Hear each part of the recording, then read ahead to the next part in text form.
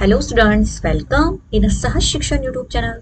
Students, आज आपण 6th स्टँडर्डचा subject आहे हिस्टरी अँड सिविक्स आणि त्यामधला 4th चॅप्टर आहे द वेदिक सिव्हिलायझेशन म्हणजेच वैदिक संस्कृती.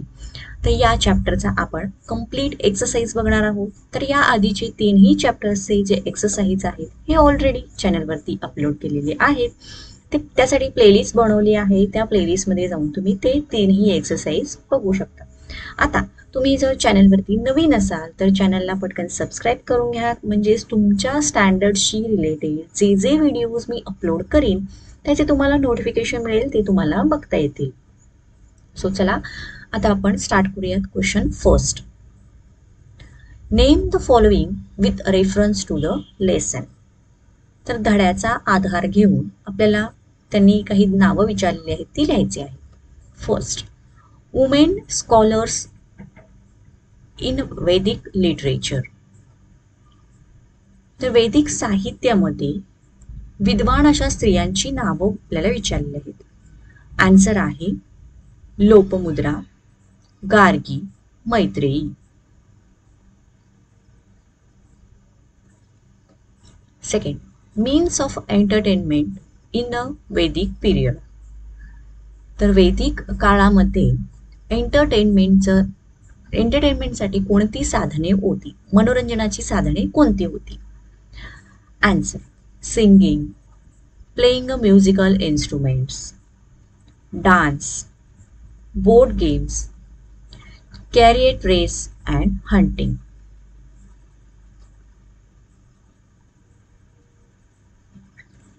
Third, the 4 ashrams. आणि ते कोणते आहेत बघा.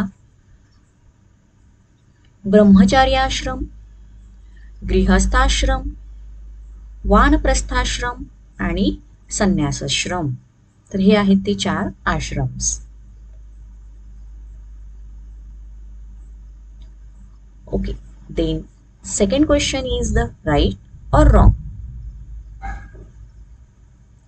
First, Rigveda mantras uttered during yajna. तर यज्ञाच्या वेळेला म्हटला जाणारा जो मंत्र आहे तो ऋग्वेद आहे असं यांनी म्हटलं आहे. तर हे जे स्टेटमेंट आहे किंवा त्यांनी जे सांगितलं आहे हे आहे रॉंग. सो आन्सरमध्ये आपण रॉंग दिलेलं आहे. Second, Samaveda guidance on a singing a Mantra during यज्ञ राईट्स.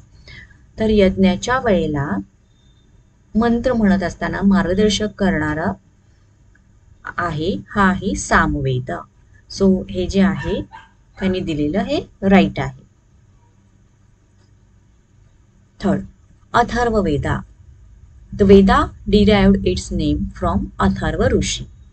तर हेही स्टेटमेंट बरोबर आहे. सो इथं आपण राईट लिहिलं.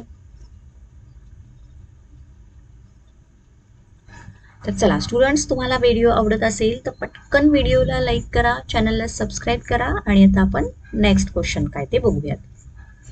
Third question, answer in 1 word each. तर एका शब्दामध्ये आपल्याला उत्तर द्यायचं आहे.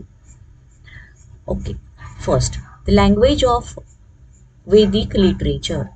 तर वैदिक साहित्याची भाषा कोणती?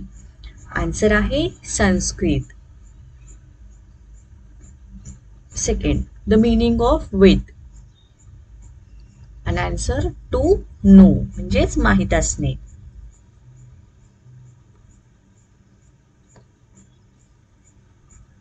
Third, the head of a family. तर घराचा प्रमुख कोण? गृहपती. Fourth, the head of a shreni. आणि याचा आन्सर आहे श्रेष्ठी.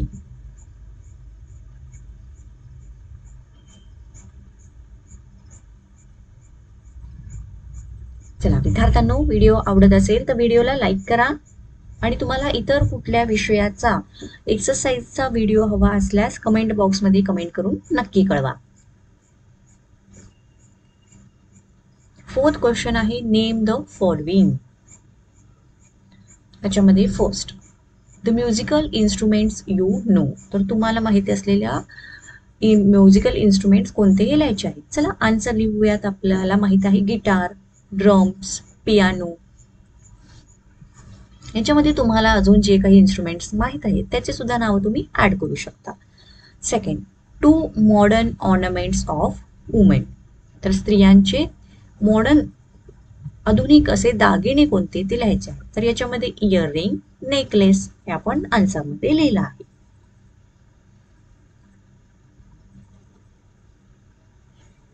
Third, today's means of entertainment. सध्यासाठीची मनोरंजनाची साहित्य कोणती आहेत? Okay, answer movies, computer games, TV.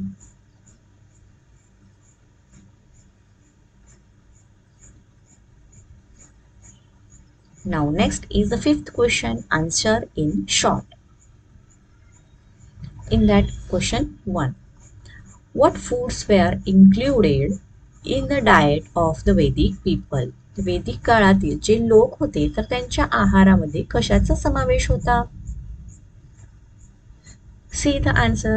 First A point, the diet of people mainly consisted of cereals like wheat, barley and rice. तर धान्य याच्यामध्ये गहू, बार्ली आणि तांदूळ. From this they made different preparations like जवा, गुड्डूम, विही etcetera. B, they also relished milk, yogurt, ghee, butter, honey, black gram, lentil, sesame and meat.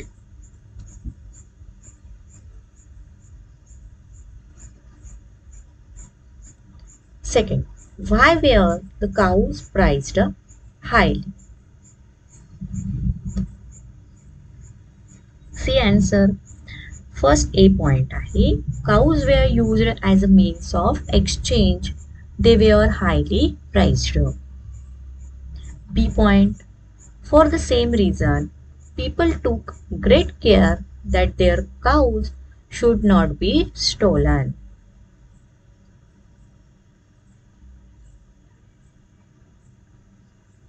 Third question, what was a man expected to do in a sannyas ashram? तर संन्यास आश्रम मध्ये माणसाने कसे वागणे expected आहे? Answer. The fourth stage was the sannyas ashram.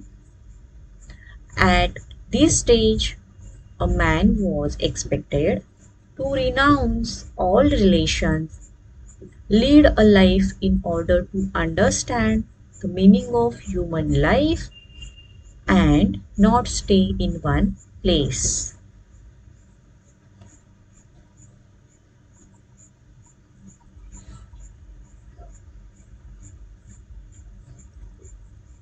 Now next, sixth question, write notes on. First, the religious ideas during the Vedic period.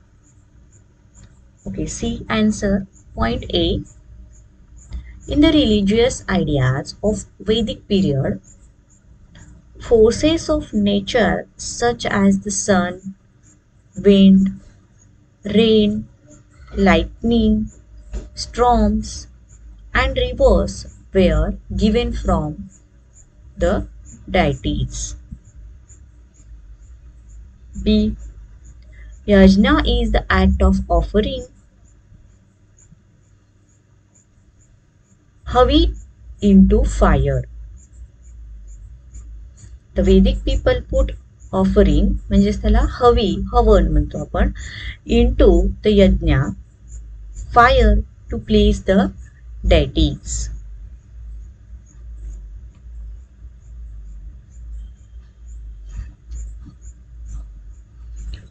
Second, houses in Vedic period. तर वेदकालीन घरं कशी आहेत? Answer.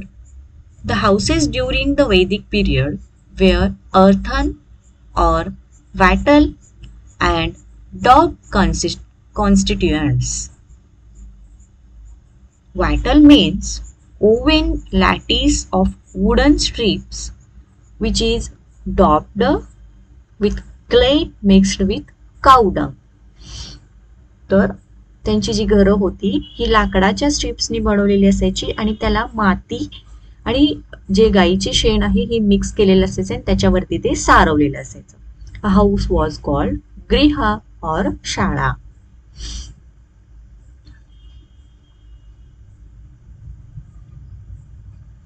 Third question, political system in the वैदिक period.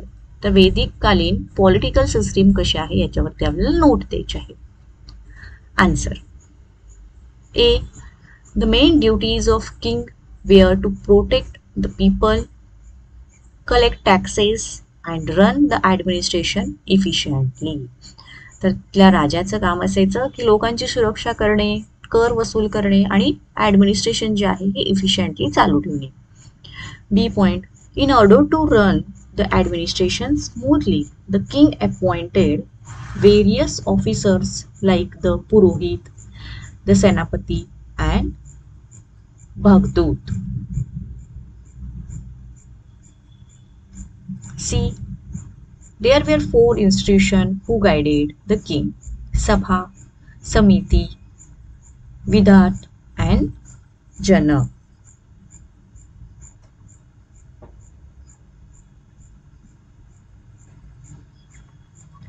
So student, आपला exercise इथे संपला आहे. तुम्हाला व्हिडिओ आवडला असेल तर व्हिडिओला लाईक करा, चॅनलला सबस्क्राईब करा. थँक्यू.